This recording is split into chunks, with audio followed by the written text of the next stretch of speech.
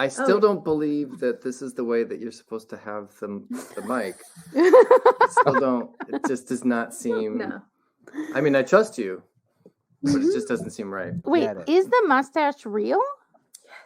Yeah. I thought it was a prop. I thought it was makeup. I wish I could find one like this. She wishes that I could find one. Yes, like I can't find a good one that we'd spend the money to buy it if I didn't have to.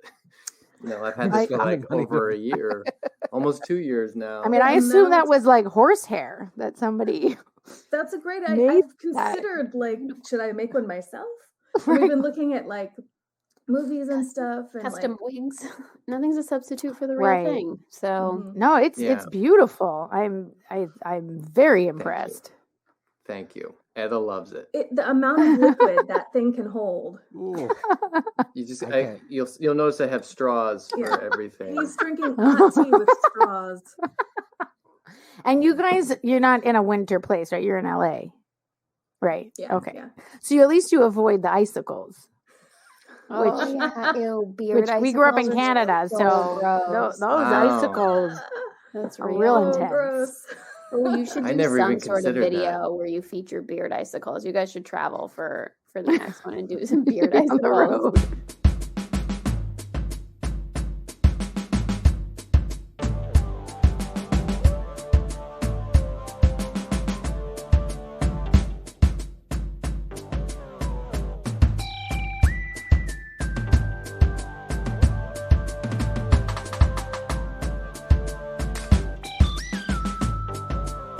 And welcome to a Sandy episode of the Friday Night Movie Podcast. And as we all know, given my feelings about sand, this is going to be very special because if I'm willing to talk about something that literally has sand in the title, the movie Dune, it's going to be big. Lily, Becky, yes, are you excited? I'm very excited. I can rarely think of occasions I've been more excited for this podcast. And how amazing is it that we have with us, returning, Gabe Diani, Etta Devine, filmmakers, writers, and most important, I would talk about the fact that they are the creators of the Mark Twain Today series, which if you follow me on Instagram, something I promote all the time. But really the most important thing, the most important award they've really ever won is they are the first double recipients of the Friday Night Movie Buy Award. The selling are. and huge honor. Diani and Devine Meet the Apocalypse. The official buys of this podcast. Official buys of this podcast. Etta. We're so excited to be back. Yay. We love having you. We think you're just amazing and fun and part of the family. And we were so inspired by the Mark Twain Dune video, which we will break down in detail. Oh, great. In detail. This is more of a review of my review. This is, first of all, if you don't see the movie Dune and you just want the 2-minute version, just watch the video. Your Instagram is at GABDIANI, Gabe Diani. Just if you're on the fence about a 2.5-hour movie. But I also think if you're going to continue listening to this episode, you need to stop, push pause, go watch this video. Follow Gabe. Yeah, don't worry about watching and Etta, and then watch this and then come back. Yeah. Because otherwise this episode won't make sense. Cataract is going on. Although I will just say I talked to a digital media strategist who did suggest I change my Instagram to Mark Twain Today. So right now it's Gabe Diani, but it might end up actually being Mark Twain Today. I was makes sense. I was But if they're already following you, it'll just switch over, right? Yeah. Okay. So or just go to ours because it's once a week that I will repost one of these. So and it'll be in the show notes. So we have Gabe and Etta here, and we're going to break down the film Dune. But before we break down the film Dune and their essentially free advertising you did for this mega film, so I hope someone eventually writes you a check. We're the reason they got we'll send them an invoice and see how it goes. Yeah, send them an invoice. That is a good idea. Send them that. See what Chalamet sends to you. Tim, I call him. It's him, yeah. I will say he has one of the best moments in your video of the entire thing. That's one of the spit take moments of your video. And I don't care if we tell every joke in this video while we are in this podcast. It is still hilarious when you watch it. So I want to first describe the fact that Becky and her husband Vlad organized one of the most fun evenings I have had during the 2 years of this pandemic, which was double babysitters. We had babysitters for each sets of kids. We Ubered down to the Georgetown AMC, which is a classic theater in Washington, D.C., under the Whitehurst Freeway on the edge of the Potomac. And we got tickets to see it in the IMAX, one of the sort of major IMAX. It's a lot of sand. That way you can see every grain. I didn't want Shai to miss a grain. They got us tickets in the center, in the back of the IMAX, so we could see the full planet of Artifacts. And also so that people wouldn't be breathing on us. Right. Behind So there us. would be no neck breath. There was a COVID calculation there. So no neck breath.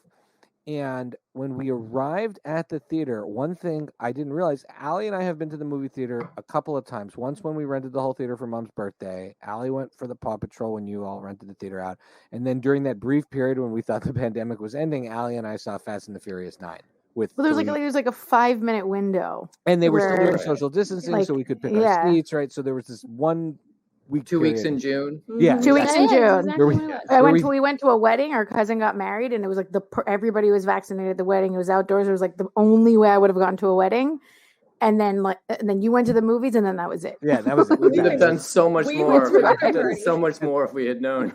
How do we know? I feel like you guys could definitely make a funny movie about those 2 weeks. 2 weeks in June is the title. Is that already something? Becky has been so conscious and safety conscious, and a real, I would say, example for our family about being safety conscious. She really hasn't been out in the world, and I think has somewhat forgotten to interact with the world. She's like, to quote Etta in Parks and Rec, she's like Nell from the movie Nell. And we got online to order popcorn. Now, I'm an A-list subscriber at AMC, which got single-handedly keeping them open. Yeah. So I got reactivated at some point. So I've been paying $20 a month for nothing forever. So there's this massive line because there's job shortages now. And so And I think that it's very clear from the way this movie theater, which is a nice movie theater, that the strategy for keeping movie theaters open now is they're not updating the posters or the food or the bare minimum to keep the lights on. They're not fixing the machines. The posters are from the movies from a year and a half ago. And the apocalypse. The line to get it was vintage popcorn, right? Exactly. Right. It looks like the movie theater in the Poughkeepsie Galleria Mall near the summer camp we used to go to and that we worked at. And it all the candy's expired. Oh yeah. Oof. Yeah, no, like the M&Ms are chewy now. And the line for people in the regular line curled down and through the bathroom line, like all the way. But we had A-list, and there was only one dude on the A-list line. So we get up to the A-list line, and these poor folks working in the theater just inundated by people, and they're kind of trying to ignore the A-list line. And I don't blame them because it's horrible. You see this horrible line, and then these jerk movie nerds who are paying their $20 a month are like, I mean, it's not like we're no, they're legitimately. No, that's fine, Shai. That's fine. Explain to us why you're better than everyone. No, I want to. We're nerds paying for the movies. We're keeping the lights on. You're just paying for your privilege. It's paying fine. for movies that we're not even seeing. Anyways, so it came to our turn. We're zippering. It's not like I walked up and pushed an old lady out of the way. It came for our turn in the zipper, and I walk up. Now I know exactly what I'm going to order because I respect people's time. I want my bathtub. You feel like you're exaggerating. You're really leaning into this. I want my fountain drink, right? Because I want my bathtub of Diet root beer. It's unclear what the sizes are. Diet root beer? At AMC theaters, they have the big Coke machine where you can get the weird. Do you mean in general or at this theater? In general. Yeah. Oh, yeah. We could do a whole episode on Diet root beer. Shai doesn't drink water. I mean, he just recently started drinking bubbly water, but before his only beverage was Diet root beer. Yeah, my kids made me stop. They were afraid I would have a stroke. So, So YouTube videos told them it was bad for me. So the helicopter moved further away. That's so nice. Sorry about that. So the guy turns to me, nice guy turns to me, and he is under pressure here. I say, large fountain drink. He turns to Becky. Becky says, so what sizes of popcorn do you have? No, what pointing at the different things, and then you can see this guy is sweating, and like a wave that's building. The people start getting like larger, and then finally we order. The guy hands Becky the giant popcorn, which was the only real option, and Becky grabs the popcorn and somehow turns it completely upside down and spills it all over. I just threw it across the room. Like I aggressively grabbed it and just launched it. I'm like, I'm gonna need another one. She was anxious and she poured it upside down on the register, between the register and you couldn't even clean it up. Between the register and the popcorn will be stuck there until they tear that place apart.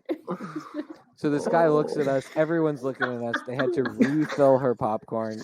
And I looked at Becky. I said, "Was that your fault or his fault?" And Becky said, "No, that was all. That was all me." So this is before we even get in the theater. Then what are the privileges of the A-list? You can just don't walk away anywhere. You technically get free refill. So therefore,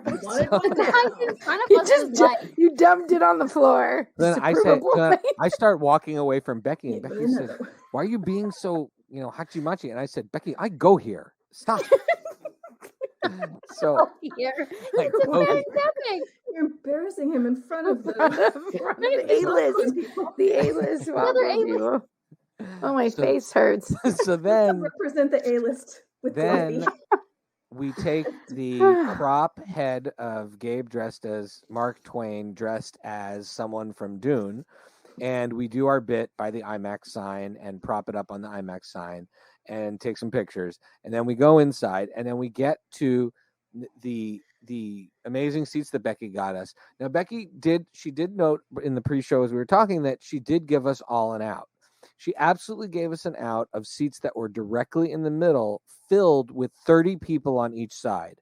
So yes, at any moment, we could have left a room packed with 30 angry Dune fans. You could have also climbed out of the back, and I was not shy about going to all of the people around us and making sure that they wore their masks. I'm to the Becky's person credit, like, she was the enforcer.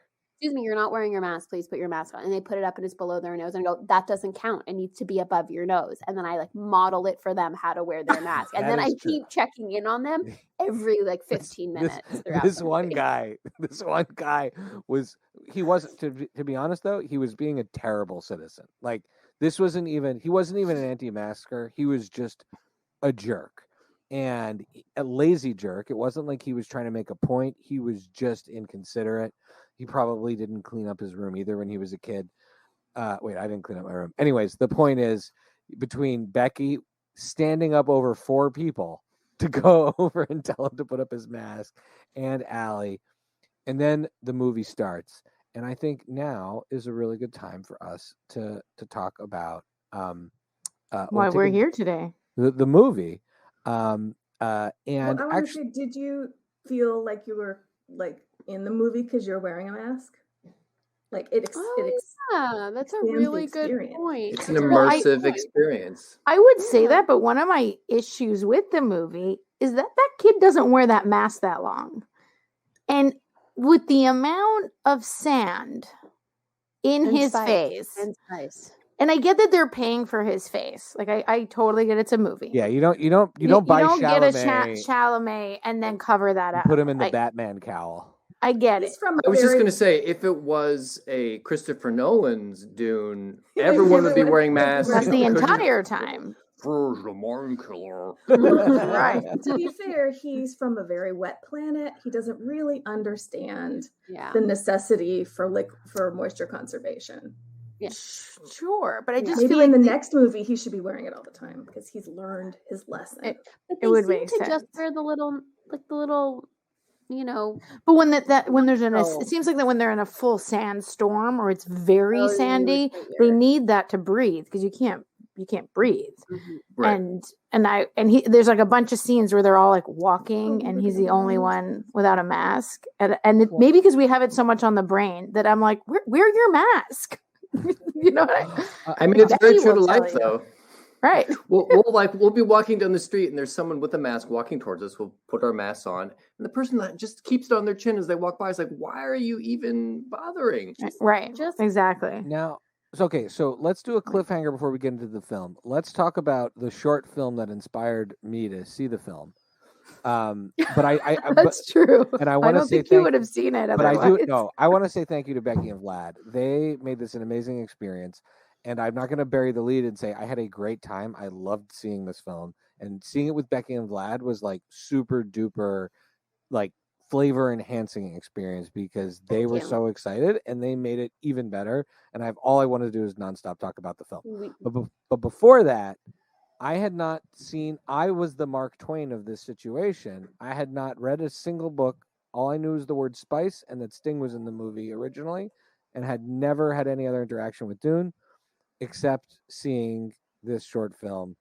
Gabe and Etta, tell us a little bit about what made you do this extremely ambitious comedic short, because as far as we can tell from the behind the scenes, you actually shot Dune yourself. This did not look like it was low budget or low impact on your bodies. Went to Abu Dhabi and shot alongside the crew. I think that's where it was shot. We did. Well, we did.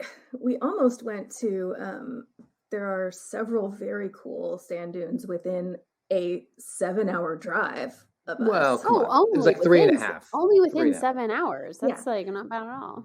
So, and all of which I've wanted to go to, but I was like, I don't want to drive for 5 that's hours. Like getting a hotel and well, first it started that I've been doing these Mark Twain sort of reviews, these Twainsplains I've been calling them, but it's just here in the apartment. So like, oh well, let's watch Dune and maybe I'll do one about Dune, and like started writing it and like, okay, well, like maybe we've got like a black plastic straw, like we could do like a little like one of the things in my nose and make it look like that. Yeah.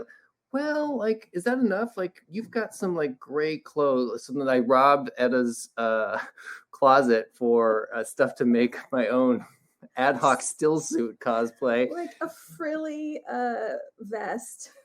It's like, done really well. Yeah, I have to say, I thought you actually bought one. I was like, wow, he's committed. Very, very real. It was cosplay. Actually, our neighbor is a costume build. He makes costumes, and he did something from one of the Star Trek films. It was the undershirt of Chris Pine, and it was sort of the mock-up of it. He had given that to me, and I was like, oh well, I'll use this as the under thing because it's so sort of genuine mock-up from a Star Trek movie. Okay. Made it and elbow pads and all, just all the. So then we had that. We're like what it's not called scrunchwear. Shapewear of mine. Yes. Oh, shapewear. I want to start normalizing shapewear for dads. And then they have it. They do have men's ones. And then I was like, would you be mad if we like found some place with sand to shoot this? She's like, no, that would be fun because she likes the desert. And then we just started snowballing. It was just going to be me at the computer recording, and then it just became this whole. Vasquez Rocks because that's only an hour and a half away instead of 5 hours.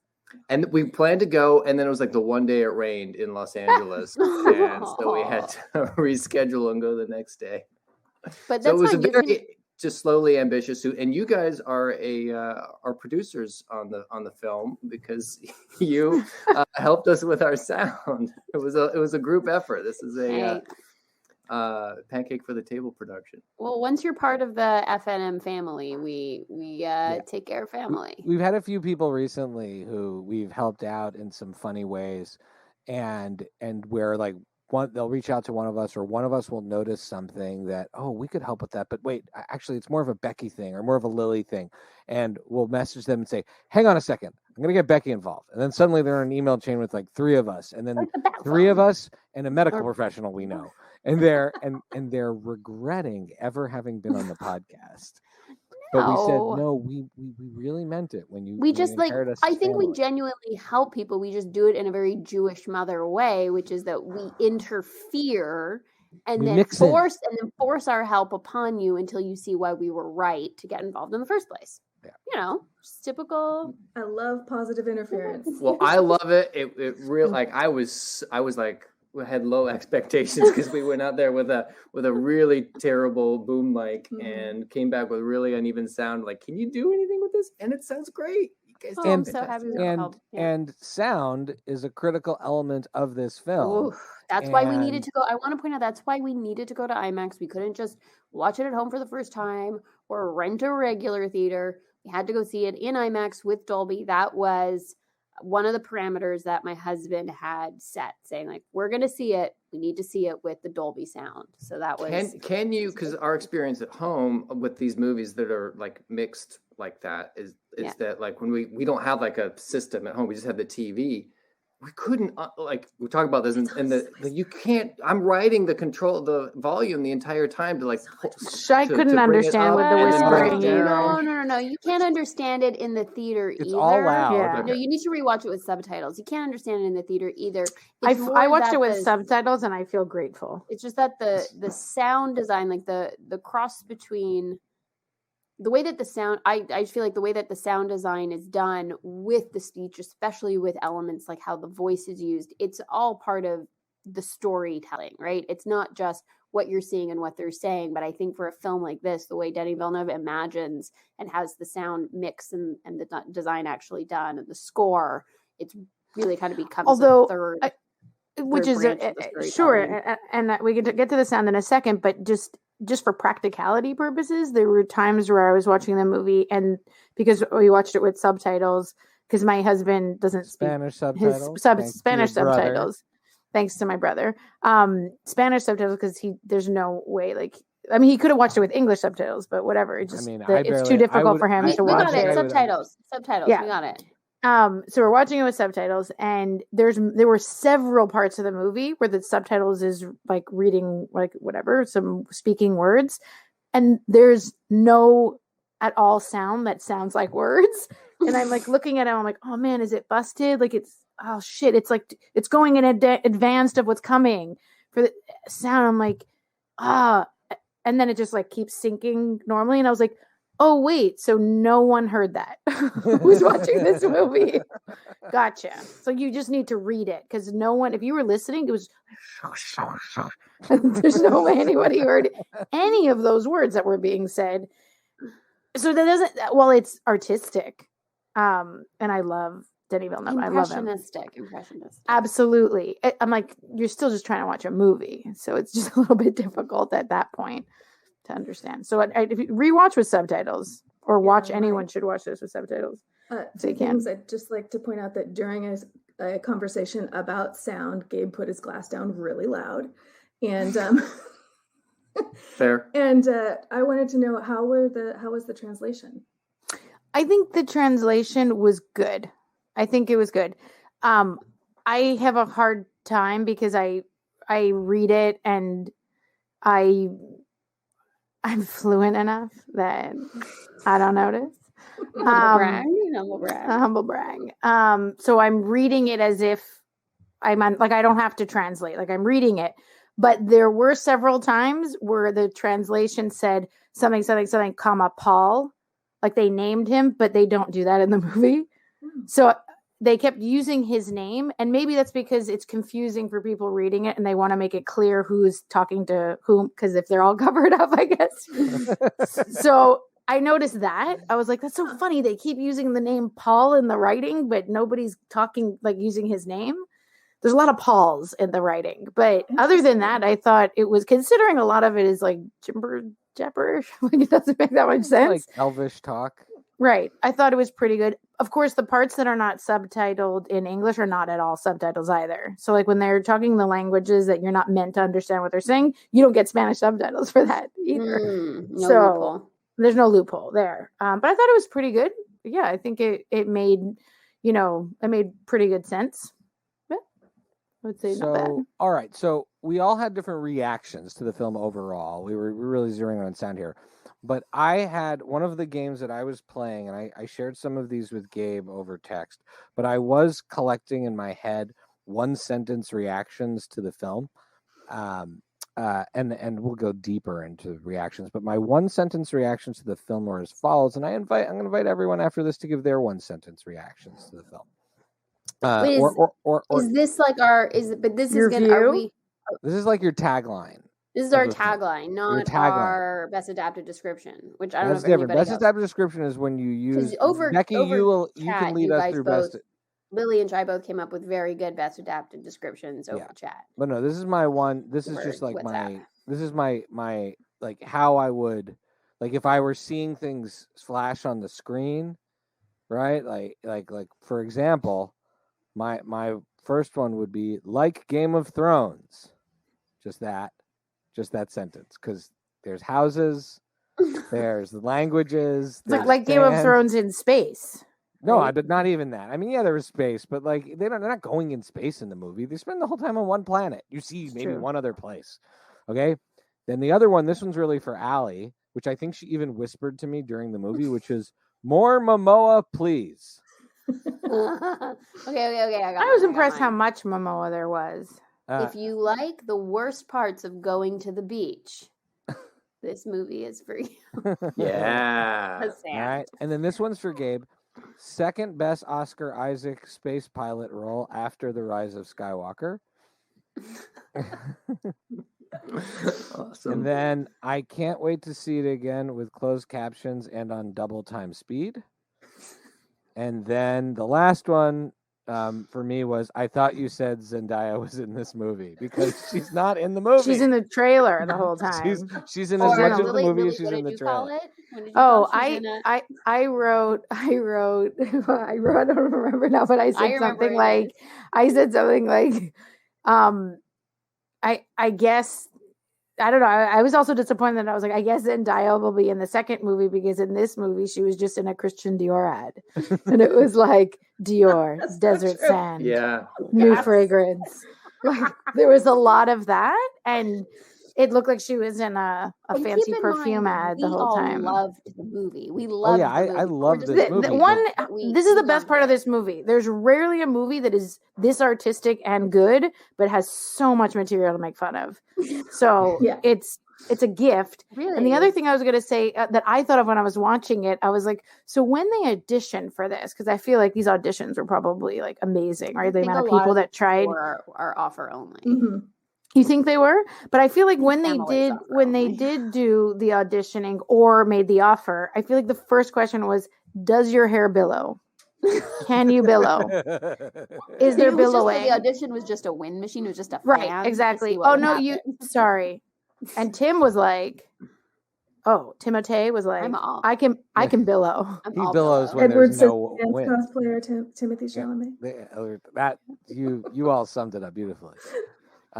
Gabe and Etta, do you have any you had some great one-liners in your film. Very good. In your short film. Yeah, my best material, I think, made it into Gabe that. said about Rebecca Ferguson, I guess she's playing moms now.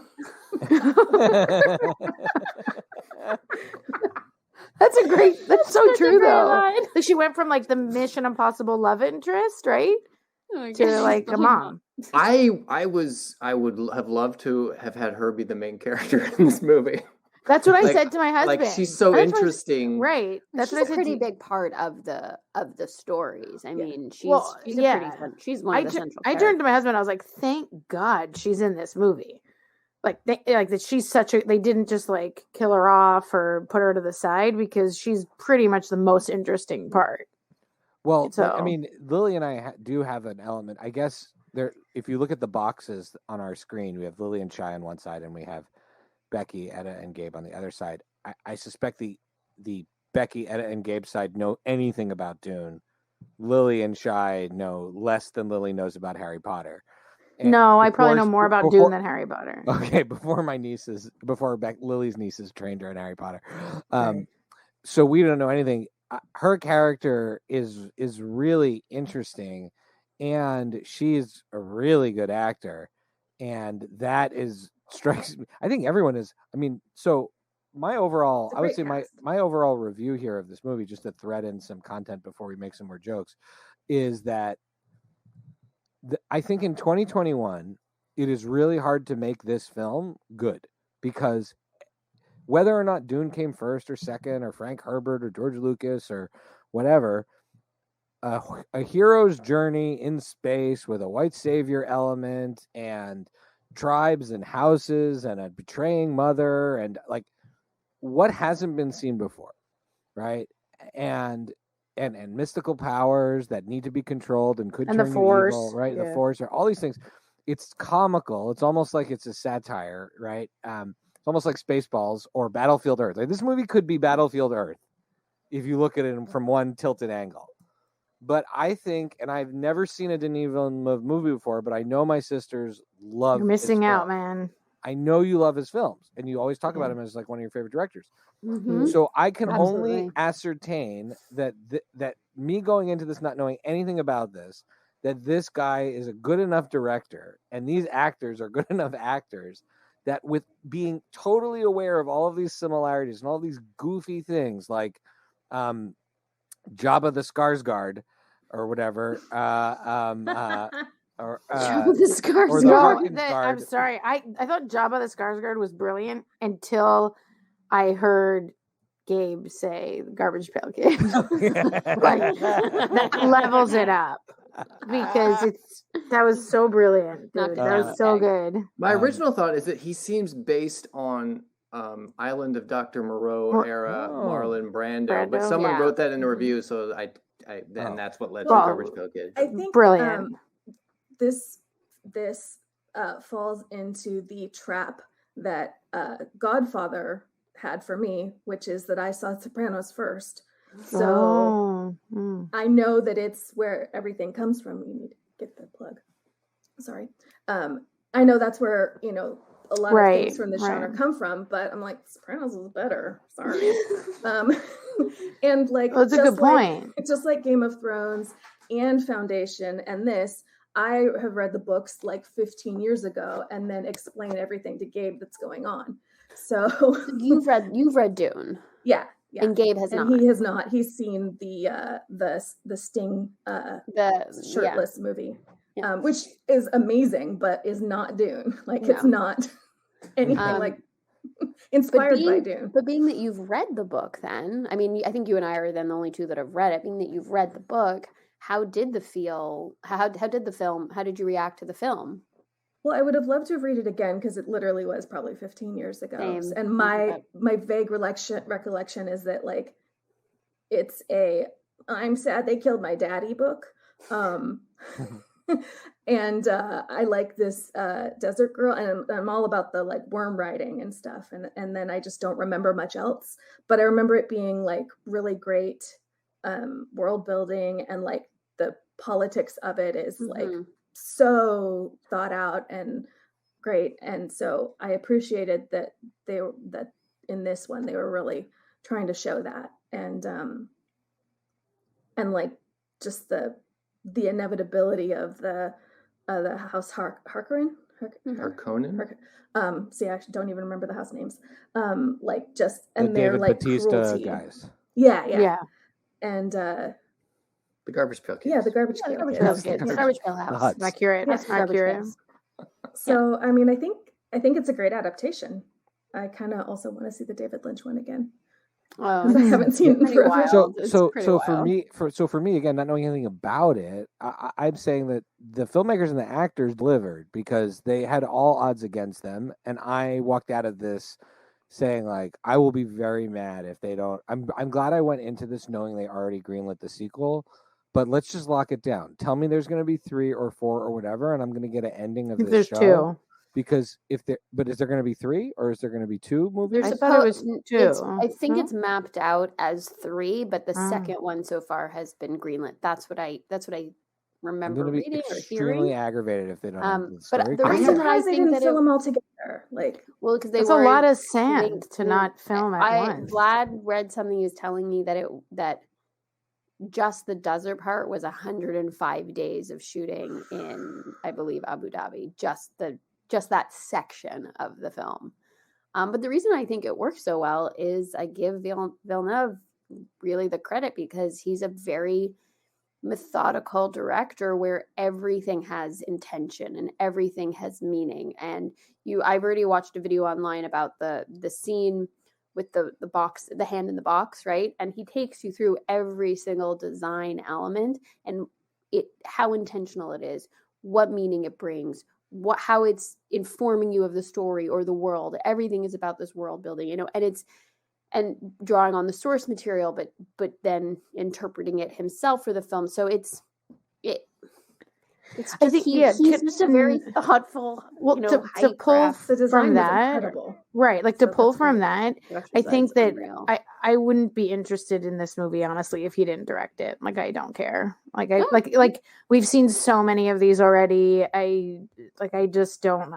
It's like the Marvel movies to me. It's like just one more, and when I heard his name was attached to it, I was like, oh, now you've got my attention, because I don't need an art piece, but I'm interested in seeing something that's not just about the spaceships or whatever, right, like the that, explosions or the fight scenes or the CG that right. it's about. Was it a little slow? Sure. But at least I felt like I was watching something on purpose than just, checking off a box of like, oh, great, we did that franchise now. Next. And now we need this person's origin story and that person's origin story. And I think, yes, there's casting that's like, you throw in a Brolin, that's for everyone. I mean, who doesn't love that guy? I just realized I saw, and a Momoa. Sicario, which he made, Brolin's in that. So I like a little, it's good to have a little Brolin. He does also, he uses a lot of the same actors in his movies, Villeneuve. And, and they have obviously Oscar Isaac. I don't know what movie that guy isn't in right now. So it makes sense that he was in it. And, Momoa, who's not going to watch a movie with that? More Momoa.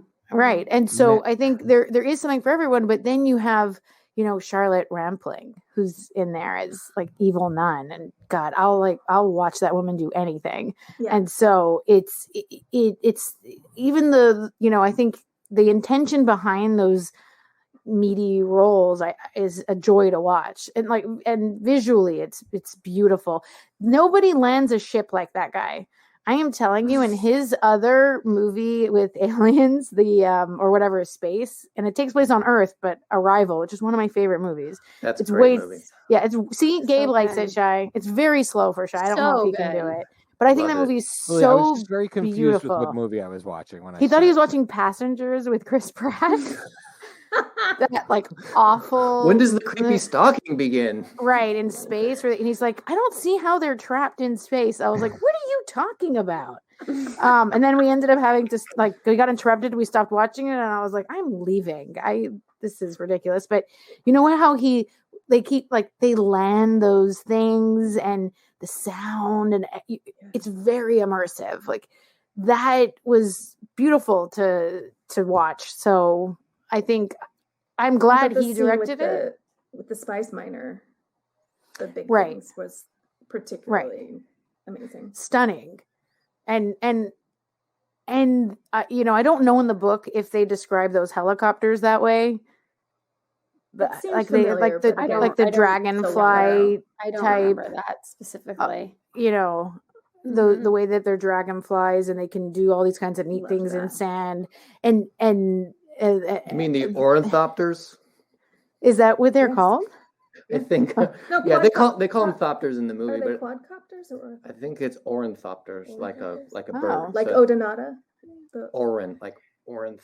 Oh, okay. Orinth, like a bird origin. Interesting. Although it looks like a dragonfly, right? Mm-hmm. Yeah.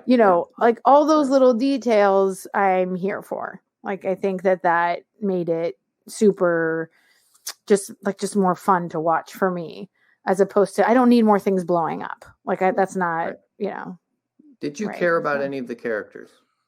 That's a good question. I kind of forgot I saw it 5 minutes after. So I'll say this to me. So my analysis of this is that this film was like the first 3 seasons of Game of Thrones or the Fellowship of the Ring, meaning this was the setup chapter, but the real story was really beginning, right? So that meaning the good part is coming. Not that this wasn't good, but it's there was setup. a lot of immersion that had to happen, and that a lot of the characters were off. Were the Starks that really, we got to kind of clean them out of the way so we can focus on the Starks that matter. I have to say, I Okay. cared a lot more about the characters that died in this than anyone who died at the point of the Red Wedding in Game of Thrones. By the time the Red Wedding in the Game of Thrones happened, I was like, oh, thank goodness I couldn't bear another minute of that older brother that I knew was going to die from the first scene of the first episode. It was so boring. I cared more about Paul in this installment of this series, in this movie, than I remember caring about him in the books. Like, what I remember loving about the books was the world building, and right, you're like exactly what Ed was saying, the politics and all these really interesting things. Paul didn't really do it for me, but I gotta say, Timothy. He's Timothy. definitely a bit of a Mary Sue as a character, but but in my head, the book is all them like learning to ride worms and him learning to understand the politics of the Fremen, and like that's the book. So Shai, you're totally right that this was just like the little setup. This was a little set, but I definitely was. I think the way that it was specifically how the scenes with the spice when he's having the hallucinations, that made me really interested in his character in a way that I don't remember being that excited about in the book. To me, about to answer your question, I just would say that what made me interested in the characters was it started with the mom and then their relationship. Him, sure, fine, he seems nice, but I think that tension between them, and it's really interesting, that relationship. I said to my husband, I was like, can't think of another mom-son duo in in a space or action movie that are this powerful. Can you give us multiple examples? There's two questions I have around the mom, because I did find sorry, did I cut you off, Lily? No, I thought you were going to be like, I have two examples of mother. There are none. You can't find one. Really? Can't find one. I don't No, think so. I actually no. Really... I found their dynamic really intriguing. So I have two questions, and I leave it to the experts here.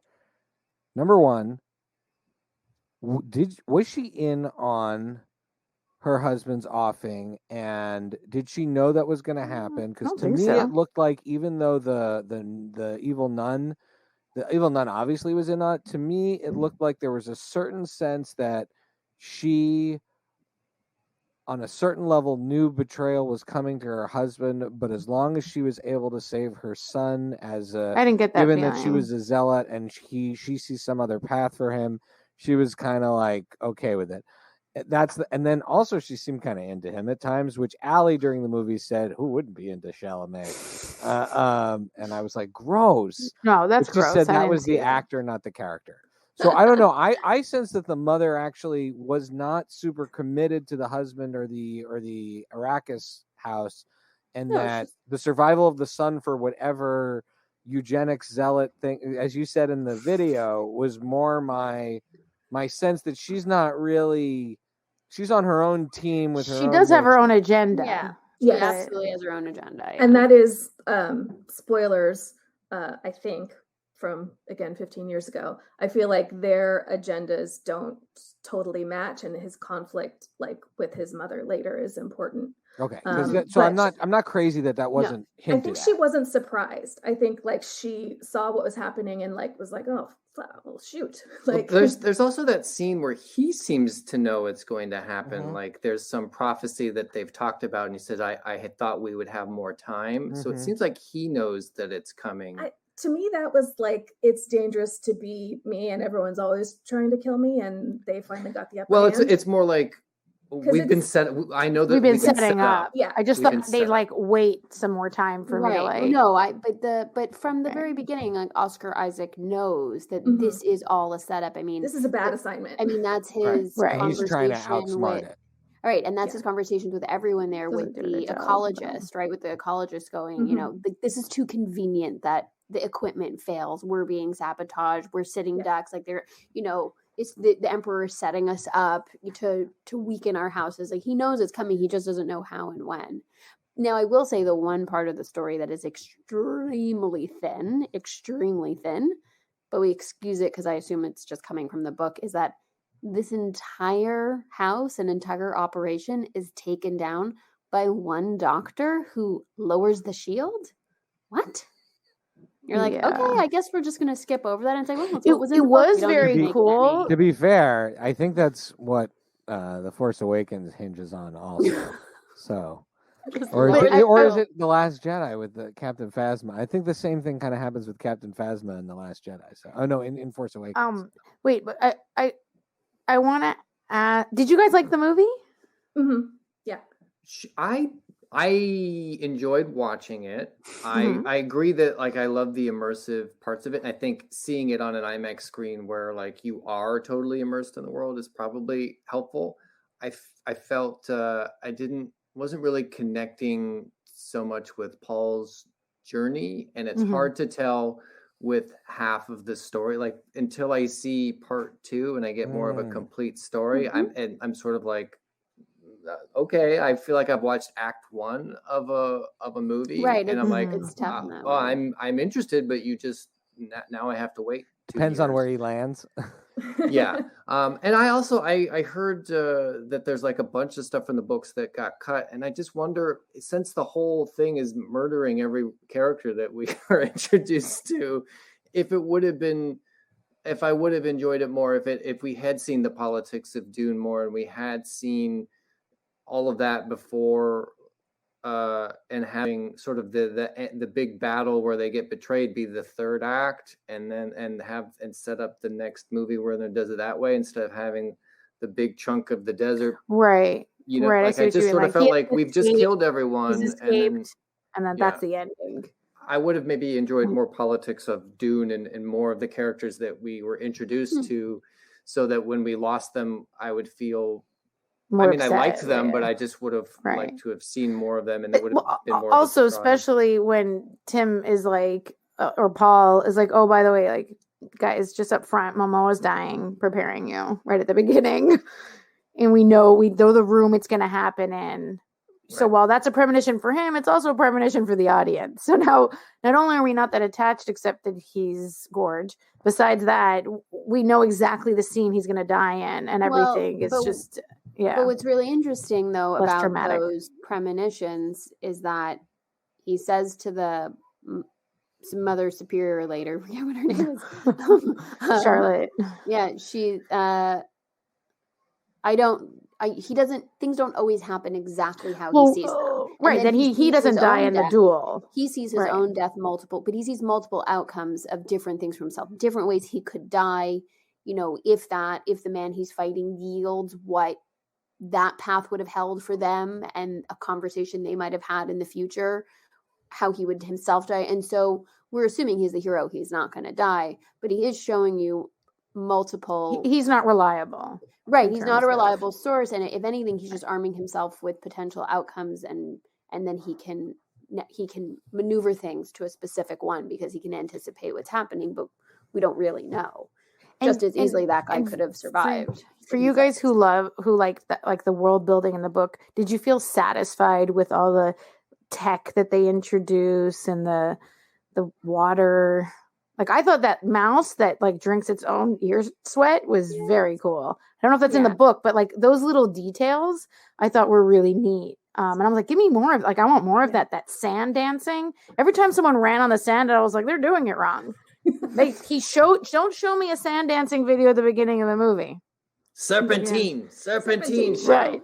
I love that stuff, and I loved the movie as sort of a time capsule of, was it early 60s when it was written? I've read a lot of these guys. They're mostly bad at character and great at world building. And, it was a really interesting time in science fiction. And so, like with this and Foundation, which I know I've read and don't remember a single thing about, I just think it's very of its time. Like, someone asked on Twitter, like, if their 10-year-old could see it. And I was like, yes, but if I was showing it to a kid, I'd have a discussion about when this was written. Like, just because there's some stuff that feels like this is a world imagined by an emotionally stunted white dude in this 1950s or 60s. Yeah. Wait, sorry, just 1 second. What you said in your video though is interesting because the dad is very emotionally available. Yes. For a space dad. That's how the book was. I think maybe not. But that's a great subversion of the trope, like getting rid of the daddy issues. And I love that. I didn't even really notice it while I was watching it. I was just thinking about it. Yeah. And I do kind of love that she's in this cult, this eugenics cult, like, and that's her focus, and that she was put there to have kids with him specifically. And like, it's just interesting. Like, I feel like in the book it's a lot of like he's mad at her, but suspicious of her and her motives later. But I just thought it was really unique for the time that the mother had so much agency. Oh, I mean, no agency because she's, in a cult, but that she has her own agenda that's very clear. I also like how the Mother Superior, as Becky called her, says to her, you were supposed to have a daughter, like women are more powerful and more stable. And I just was waiting for her to be like, but we can't have a female be the head of a franchise, so you had to have a boy. Like that was just like the next line, because obviously we need a boy to carry this story. So but I was like, for a hot second, I like how she was saying women are better at doing the sorcery or whatever it is. Okay, and that's part of my problems with it. Like, why not make it Paula Atreides? I mean, like, right, 2021, like, right. That's a good point. You would make fans upset, but like, right. Well, and like, when we got to Arrakis and Gabe saw all the people in the hijab, he's like, oh no. And like, it's a desert culture. Like, they're kind of speaking Arabic. It sounds like Arabic. It is the language that they're speaking. But some of them are Spanish. Oh God, wait, I can't not forget that part. Okay, you guys, I can't describe what it is to be watching this movie and then Bardem shows up. It's very important to Lily's culture. Because for people here, it would be like Tom Cruise shows up in the middle of the movie and you're like, whoa. Like, where did that guy come from? And then I furiously text Becky and Shai, and I was like, oh my God, are all the Fremen, is that how you say it? Are they all Spanish? Because that would kind of be interesting, because clearly they're supposed to be Arab or Northern African with the language, but then like this dude's clearly Hispanic. So what's, and Becky's like, no, they're multicultural. But then he's the only one that's obviously Spanish speaking, which I thought was hilarious. And that just led to us then, because we weren't in a theater, just making all these like random like Spanish jokes about Bardem being like, when he's like dealing with the duel and stuff, he's just like, what you would say in Spain is like, let's just go to the bar. Let's just get a beer, little tinto, little jamon, like the whole time, because he seems so out of place. I get how for Americans he's exotic or whatever, but for us he's perfect, because for me he's like a great outlaw. I just called him Javier Solo because he's I think of the old men and his villain roles in the Bond movie. This is like the perfect kind of. He's a big deal here. So. But even if you don't want to change the gender of the lead character, like, it's a white savior narrative because you've cast a white dude. Like, you could subvert that by that is not very casting true. a white dude. I wonder how many meetings they had about like, should we make people from the different houses and different planets different races? Like, and I bet you they were like, ooh, that's just too controversial. Let's just make everybody garbage pail or white. And that's it. Well, we can't. Can't make the good guys all white and then make all the bad guys the other races. It was an inclusive cast. I'll give it that. So, but it just it's still like the hero still has to be. But the Fremen are that's who you follow for the rest of the story, and they are the most diverse. Are they diverse in the book, or it's not? That's not obvious. I don't remember. The Lynch movie doesn't look like it was. I mean, I don't know. The Lynch movie, it was like, looked to me like it was like Patrick Stewart, but Patrick Stewart was the Brolin character. But I just looked at the cast just because I was trying to figure out who Sting was, and I couldn't. I was just fixated on Sting. Sting is Dave Bautista. No, I haven't seen. I haven't even seen that one. I am the Mark Twain of this group of people having this conversation. You should definitely watch the Lynch one. It is. Well, I don't want to know the end. Bananas. Now I have to wait. Now I have to wait. I don't think it's like, I remember watching the Lynch one like shortly after I read the book, and I was like, wow, they took some liberties, but also like there's so much story there, and the production design is just. It's maniacal. So cool. Like, it doesn't make any sense. It's the weirdest choices. I have to wait until after. I watched it when I was in a very big David Lynch phase. Yeah, I never had my David Lynch phase. Okay, so we have a couple of other things we wanted to do with this gang. I have weird taste in Lynch movies, which is odd to say about David Lynch. The straight story. The Lost Highway, I think, is the only one that I like. I've turned most of them off, so yeah, that's the I've only. never I mean, But Gabe's a big square, so. true. So Lily, so we have things. The things we wanted to do was we wanted to play best adapted description, and we wanted to do Lily's questions. But have we done Lily's questions essentially at this point? I think so. All right. So Becky, do you want to lead us in best adapted description? Okay. So best adapted description is when you describe the movie, part or all of the movie. You can pick a part of it, but only using references from other movies. So you can't actually reference the movie itself that you are talking about. You have to use other movie references. So I'm going to give mine as an example. We can all go first if you guys take some time to think of something. I mean, Gabe's. This could movie literally is like- verbatim read his description. Yeah, you could just read. Like, okay, Because so basically young the Edward Twain Splain Scissorhands video- on Tatooine is the greatest. Yes. I don't think No, anybody it's else actually can hard go. to Already do it gave now yours. that you did Yeah. your That video. was that's I've what had was to difficult. do So push-ups before this. so actually, in fact, you don't have to go. You can either read the transcript of your video, or we'll just tell people to watch your video because that is a best adapted description. That's Right. really what inspired this. So I say this is Lawrence of Arabia learns to use his Jedi Gollum voice while tripping balls. That's mine. Perfect. I will say, Mad Mardigan takes Anakin Skywalker on the run from Jabba the Hutt. And I would say Aladdin is trying to buy perfume in a very large department store in the desert and can't get a sample sale from the Christian Dior perfume lady that spritzes it. Young Frodo goes to Tatooine. That's pretty good. That's good. That's pretty good. I'll defer to my video. Yes, bravo. Your video bravo. is the winner. Is it just It's one giant? it's stressful for us to even play this in front of you. Yeah. Yeah.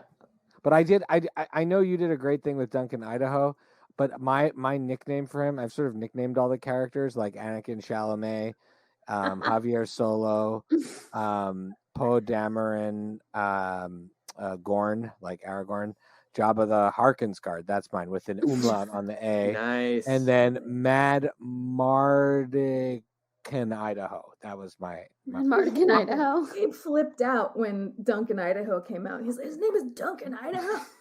What amazes me about... Oh, sorry, go ahead. I was just going to say, Stellan Skarsgård is a better space name than Duncan Idaho. That's a great point. What I thought was amazing is that you've got very complex names. However, I don't know if do you say it right in your video for the thing, the Kwisatz Haderach. Quizzy.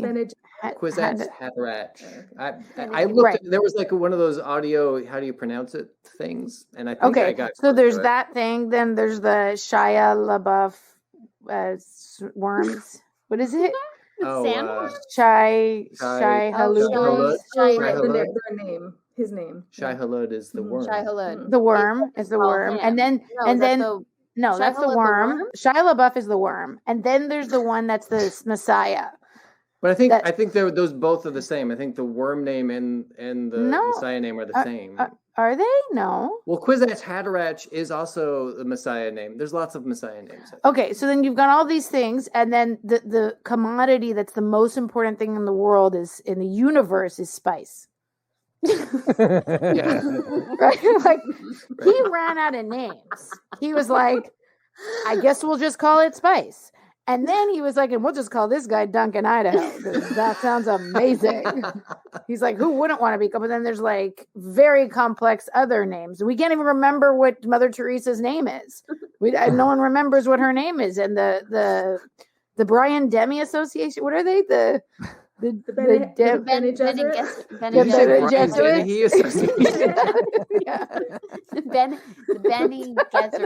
Bene Gesserit. Right. I just thought they kept calling him the Jesuit. Paul, I just thought they were just like some. Bene Gesserit. I But thought it was just some like crazy. Paul is the main character. Right. His name is Paul. I always did find that really weird in the book that his name was just Paul. No, because you know what? Because I think there are certain things.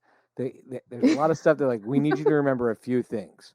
Paul wants Spice, and Channy is Zendaya. Channy or something like that. Jessica, and his mother's name is Jessica. Yeah, Also. Jessica and Right. Paul. Jessica. Right. Duncan Idaho helps them escape. I Like, haven't read the books, and Right. I hope like the emperor's name is like Ted or something. Right. Emperor Ted Lasso. Right. Like that was, I thought was very funny. Like just an odd thing about the story or whatever. Yeah. So. All right. So I feel like now's a good time to shift to our shoutouts and recs. Lily, do you want to refer to the thing that I gave you at all?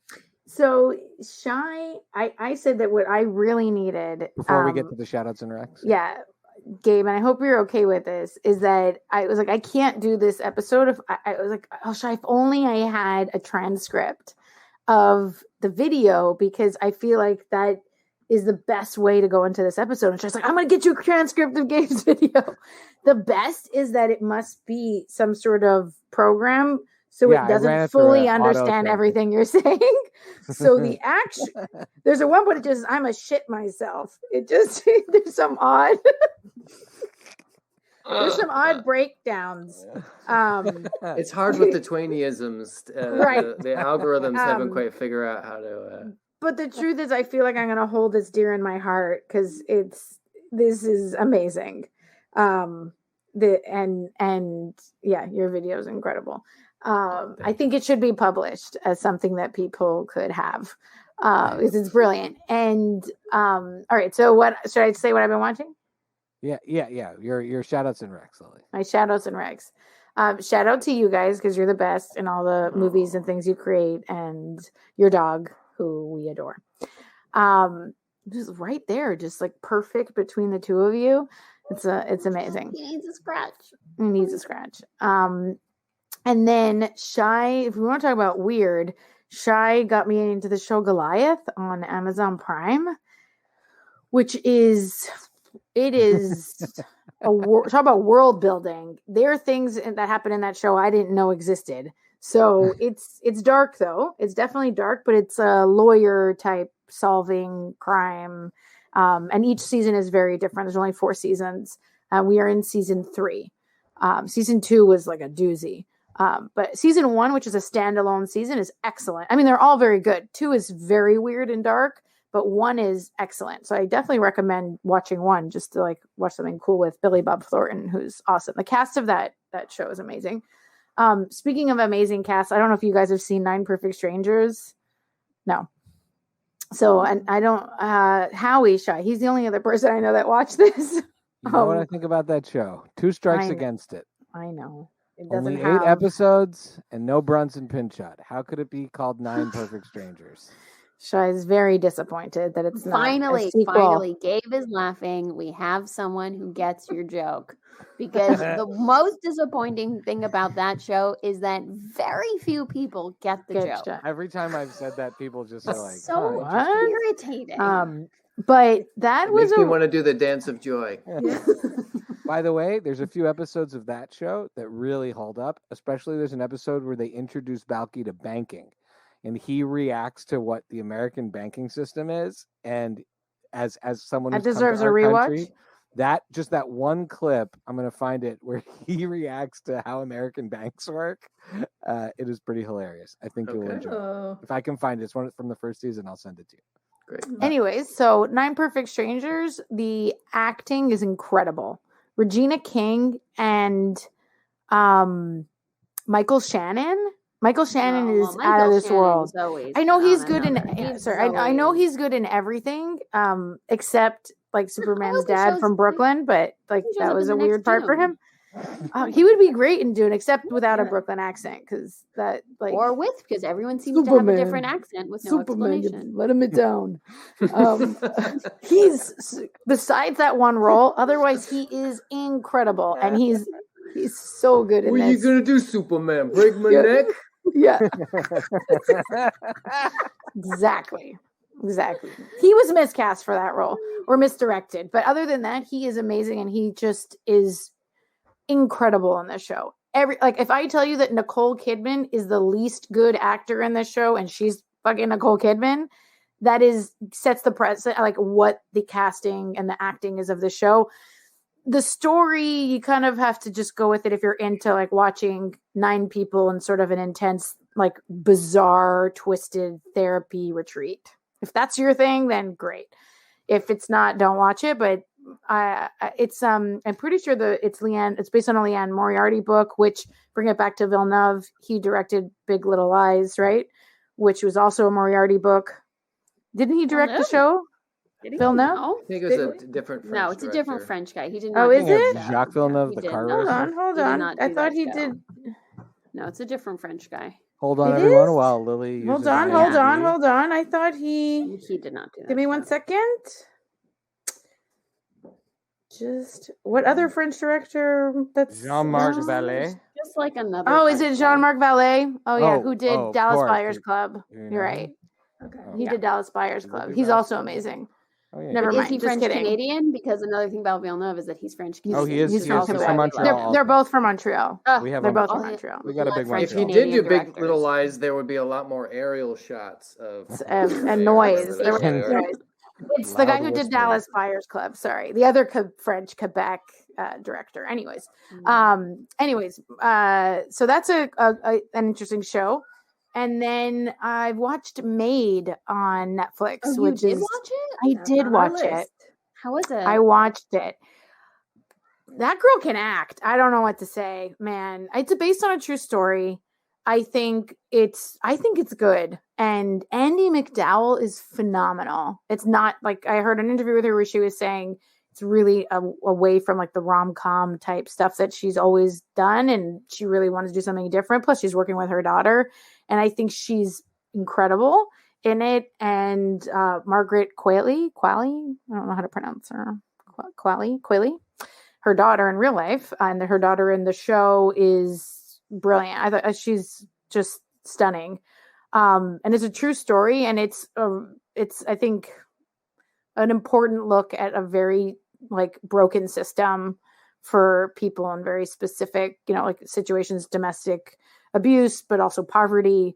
And it's inspiring. So it's not like just all depressing. I think it's quite inspiring, but I thought it was pretty good. And the kid from Love Victor, that cutie, is it Love Victor? Love Simon. Love Victor's. Yeah. They made a show called Love Victor, right? Or something. There's like a spin-off of that. But the movie Love Simon, that adorable kid that plays the main actor, I'll get his name in a second. He's kind of like the villain, and he's excellent. Like, it's not just a pretty face, that one. Very good. Great, cool. So kind of have to be in the mood to watch something heavy like that. But I thought it was pretty good. Yep. Cool. So, Awesome. yeah, All right, that's Becky, what I have.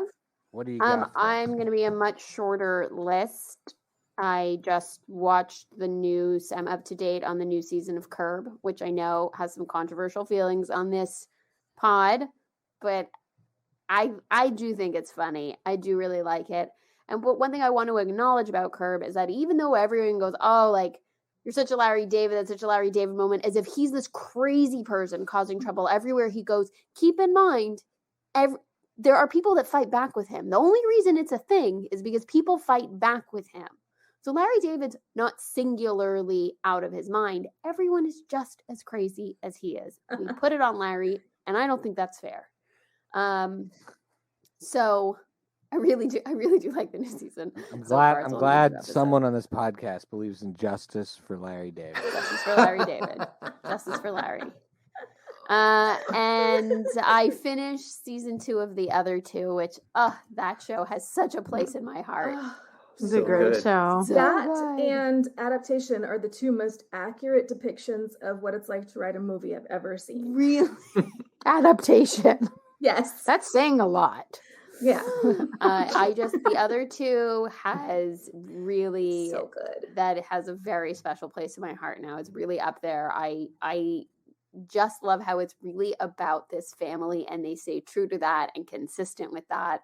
And look at this pod. I love stuff that's really just about the connection between siblings, right? And if our mom families had a taking- show, that would be she would 100% be FaceTiming us live.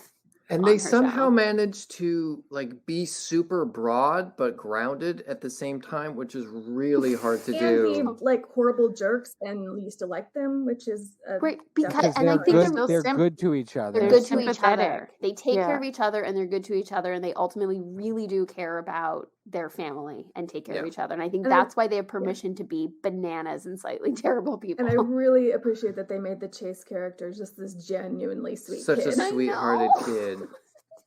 That's what we were saying on the phone the other day. I was like, if he was an asshole or not, like it would make the show much harder. He the really fact that is, like he's a the a well-meaning youngest. person, and that's the Connector youngest. Chase is the youngest sibling. And the most yeah. famous adjacent of the three of I'm us. the most so. famous. I'm the most famous. That's of true. the three Becky of is the us. most famous. All right, Etta, how about you? What do you recommend or shout out? I have some fun things depending on people's mood. I like that. We've got Stathlet's Flats, which is Oh, yeah. What's that? so good. It's so amazing. It's like some of the best Oh, weird stuff ever. It's the tooth guy from Fleabag. Fleabag. Fleabag. Mhm. Yeah. And his sister, Nadia from What We Do in the Shadows. They're real life brother and sister, and they play brother and sister No. in this show. What? It is so funny. I need to It's wait. So where's the funny. show? Where's the show on? It's on It's HBO on Max. HBO Max, and HBO it's okay. it's the same like gang that did Horrible Histories. They're obviously like all friends and like to work together, and it's also most of them are on the show Ghosts, the Oh, UK that's a version, new show which that is just came out. yeah, but there's a The BBC one is. BBC Oh, the one. BBC one. Okay. Oh, okay. Yeah, and it's Oh, I just love so What We Do in the charming and wonderful Shadows. and funny and great. Yeah, if you're like Oh, and "There's- I've I also been finished-" watching What We Do in the Shadows. I forgot about Yeah. that. I watched a few episodes. So if you this finish last that, week. you can go watch Stathlet's Flats, and she's just She's amazing. so funny. And it's then my other one is Joe Pera Talks with You for a last thing before you go to bed show. Okay. We call that a he dessert is- show. Yes. He's so soothing. I'm not usually into It's like ASMR but and funny at the same time. I'm not usually into like a Midwestern cutie, but he's delightful. Okay. He's What's that on? It's on. I think that's also on HBO Max. And then my third. Okay, so we know what you subscribe to. We know for you, your stream. where you stream Yeah. your stuff from. Yeah. Gotcha. That's why Mark Twain does a lot of HBO content. He's got an exclusive deal. my third Signed up for that bundle early. is actually a series of shows, and this is for the big nerds. It's Victorian Farm and Tudor Monastery Farm, and there's a castle one.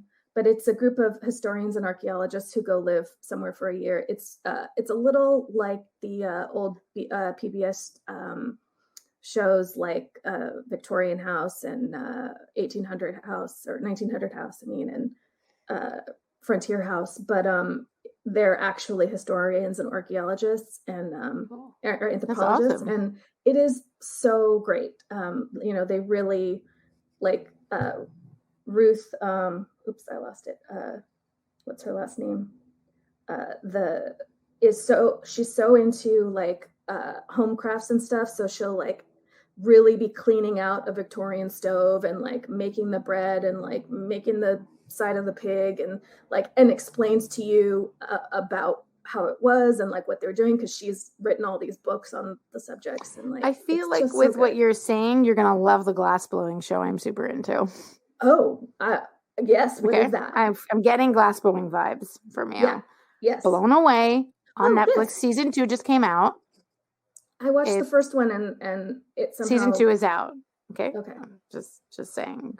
I I feel like you're speaking my language here. What's the pottery show we like? Pottery Throwdown? Yeah, Pottery Throwdown is very soothing too. Is that new? No, there's like 4 seasons, but Oh my it's the God. exact On same. HBO Max. I don't know. Oh, it's on HBO. It's the I just got exact same HBO. format That's why. as I HBO just, Max Bake just Off. landed in Spain. it just I landed in think- Spain on the I 26th think of October. Sometimes I don't Yeah. believe it. I think sometimes these shows release a 4th season, but then also release 1, 2, and 3 and pretend as if they've always been there, but they're also brand new, and they're just tricking you into thinking this show has a track record. Lots of people have watched it. That's not a bad marketing. There's years and years between the seasons, but it's the same production It's all makeup. team. It's all The Great makeup. Pottery Throwdown. Yeah, See, it's the same production team as Great British Bake Off, so it's the same that's format. Becky. And I imagine then the same level of prize for the winner, which is just getting to say you won. A pot, yes. You get to say you won. A single You get a pot. You get a single This pot. What's it called is- in Spanish? HBO Max. It's just now it's called just HBO Max. We No, used to but have what- HBO España, but what's which had Pottery different Throwdown content. called in HBO Max? I'll go look it up. Give me a second. The Lily's point so is excited. She's I'm telling so us all the excited. things she has Oh, now. on HBO, right? Because they Well- just switched it over to Max, so I'm very excited. I want to All right, know Gabe. what the Oh, wait, sorry. the Oh, best no, go ahead. I didn't mean Spanish to cut shows you are off. because I loved Money what is Heist? it called? The one where she's a spy and a dressmaker in the 40s. She like goes to Morocco. Did we watch that together? What? No, you didn't watch Oh, it. okay. But like I Is love it that Agent one. Carter? And Is that what they call Yeah, right. a novella? Is that a novella? no, it's like a fancy A period. Spice Dream? Was it? It's a spice dream. that you I'm had? gonna find out. Gabe, you go. Okay. Spice dream. Dune 2.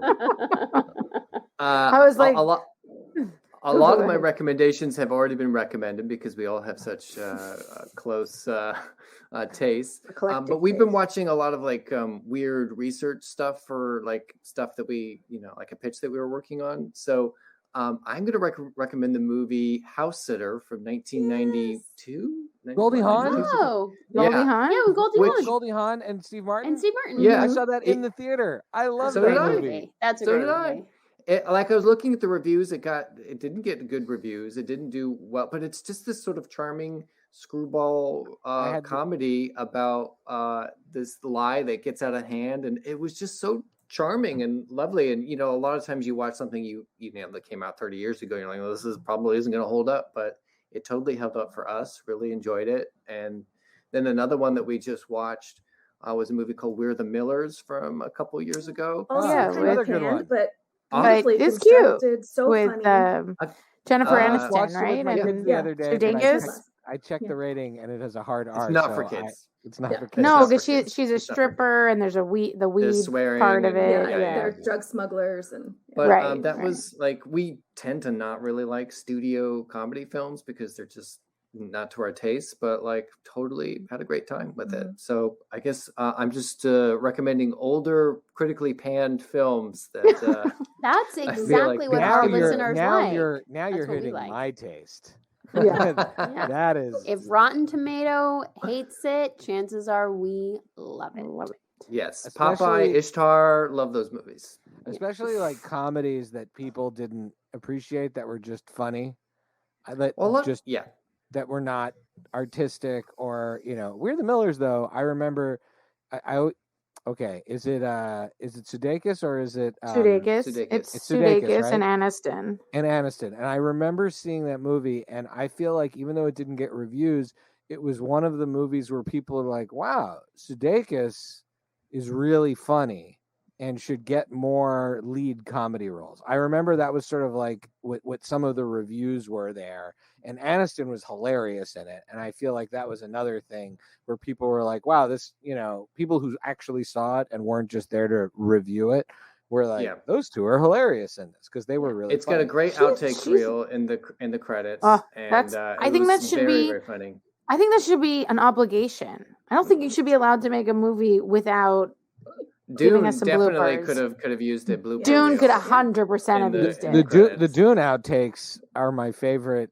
That's my favorite part. You didn't stay to the end? You didn't Oh, stay to the no. end? So a lot of people You'll have to throwing watch it sand again. at it. Real? Sand at it. Mother Teresa's outtakes are the best. Yeah, especially the one where she farted. So that was great. my big rec this week is just going to be another critically panned 1994 rom-com comedy that I watched with my kids. That because that's one of my things I do sometimes is I make them watch old stuff, and this was a real wild card.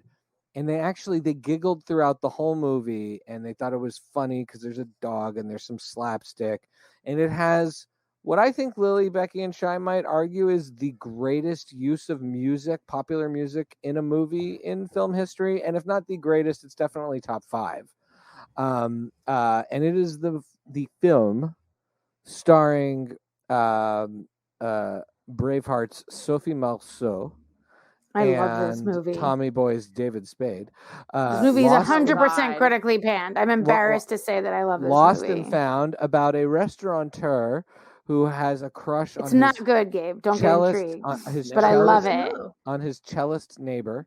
And he kidnaps her dog in order to spend more time with her. Which is a great message for kids. Which I had to tell my kids throughout the movie, never date anyone who does this. Yes, this is it fantastic. also involves Artie Lang in a totally weird sidekick role.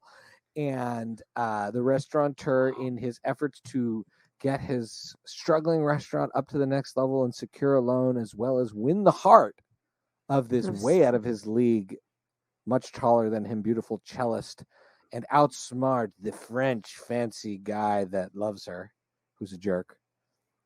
He has to do a lot of brave things and also not get caught for kidnapping her dog, which he realizes was a huge mistake. And I love perform maybe the greatest musical scene in the history of movies. If you intend to watch the movie, I won't tell you what it is, but it is. Lily, Becky, would you agree? Is it? Yes. It's better than the Russian dancing from the man who I tried rewatch. Oh, that's true. I tried rewatching it. Sorry, it didn't hold up for me. No, it didn't. I haven't seen it in so long. Oh, Becky has to go. So, Becky, where can people follow you? At Paper BK Princess on Twitter. But Etta and Gabe, you guys can just text me. It's cool. All right. All right. Will do. Lily, where can people follow you? Chichi, ChiChiK Gomez on the Twitter. And Gabe and Etta, where can people follow you today? But people can always follow us, and we will update you on where you are. The important thing is to follow them right now. Yes, right now. I am Etta Devine on Twitter, ETTADEVINE, and I believe also on Instagram. And that Spanish show was called The Time in Between, and people should also be watching Only Murders in the Building because it's the best. Yes. Oh, that is a great show. I'm at Gabe Diani, GabeDiani on Instagram and Twitter at the moment. Twitter will stay that way. Instagram might change to at Mark Twain today. We'll see. Cool. Oh, and you can follow me at Pancake and the number 4 table on Twitter and Instagram, at Friday Night Movie on Twitter and Instagram for all the Friday Night Movie stuff. Subscribe to our newsletter. You'll get a welcome message with some of our greatest hits.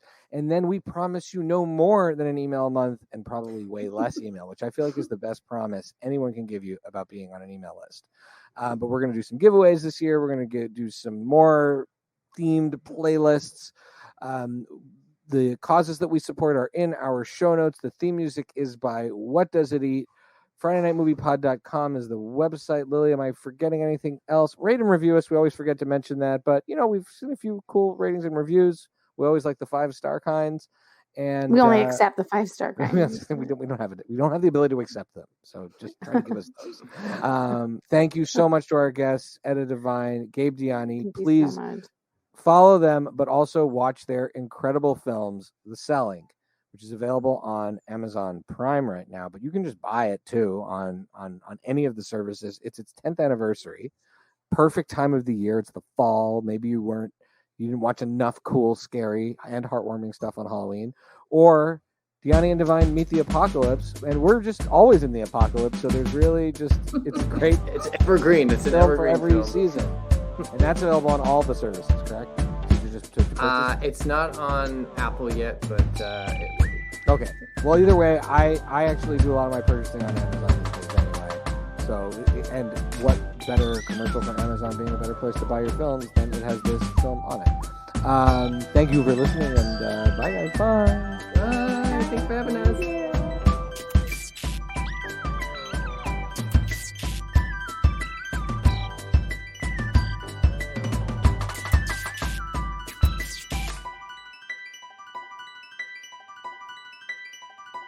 If you guys come to visit us in Virginia, we won't. And stay in my basement. My parents won't stay there. They hate my house. It's because the bathroom's on the other side of the basement. On the other side of the basement, in a tiny house. I feel like cross through another room. As long as there are no actual ghosts, do you want to stay there? Fine. No. My house. So- Or they can stay in my basement where I have the open concept toilet. Yeah. Becky's Ooh. basement has the ghost toilet.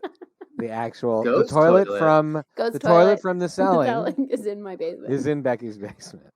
Is it attached or is it just sitting there? Well, it's just Like a like seat. in the middle of. No, the you can room. flush it. It's It's just just in the middle of the room. It's just like Just there's sitting- like the main room where the bed is, and then there's like another room that's a laundry room, but it's huge, like this huge storage laundry room. And then Utility just in room. that room, a utility room, but it's very large. And just in that room, there's just a toilet with no walls around it. It's just in there. That's kind of what the room was at the cell, because that was just Yeah. the toilet in order to shoot in there. It was like a laundry room or something that we just brought a toilet in. Put So up, it's put up like- a shower curtain. Yeah.